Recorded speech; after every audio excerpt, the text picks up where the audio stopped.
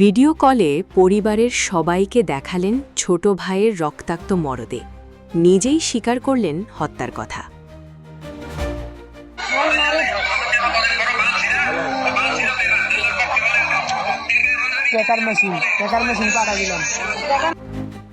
ইটালির লেচ্চে শহরে দুই প্রবাসী বাংলাদেশি ভাইয়ের পারিবারিক বিরোধ ভয়াবহ রক্তক্ষয়ী ঘটনায় রূপ নিয়েছে। বড় ভাইয়ের হাতে ছোট ভাই নিহত হওয়ার এই মর্মান্তিক ঘটনায় দেশে ও প্রবাসী বাংলাদেশিদের মধ্যে গভীর শোক ও উদ্বেগের সৃষ্টি হয়েছে।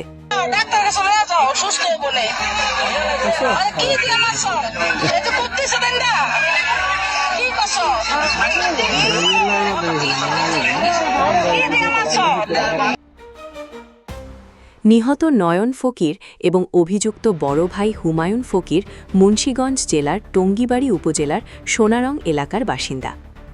পারিবারিক সূত্রে জানা যায়, গত বুধবার স্থানীয় সময় রাত আনুমানিক ৮টার দিকে লেচ্চে শহরে দুই ভাইয়ের মধ্যে কথা কাটাকাটি শুরু হয়। এক পর্যায়ে তা তীব্র আকার ধারণ করলে বড় ভাই হুমায়ুন ফকির উত্তেজিত হয়ে ছোট ভাই নয়ন ফকিরকে ধারালো অস্ত্র দিয়ে উপরুপরি আঘাত করেন।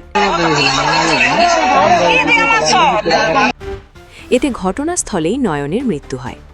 হত্যাকাণ্ডের পর অভিযুক্ত হুমায়ুন ফকির ভিডিও কলের মাধ্যমে দেশে থাকা পরিবারের সদস্যদের সঙ্গে যোগাযোগ করে নিহত নয়নের রক্তাক্ত মরদ দেখান এবং নিজেই হত্যার কথা স্বীকার করেন বলে স্বজনরা জানিয়েছেন।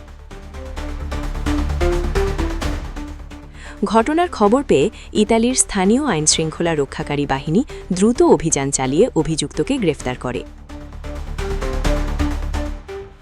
বর্তমানে তিনি পুলিশ হেফাজতে রয়েছেন এবং এই ঘটনায় তদন্ত কার্যক্রম চলমান রয়েছে।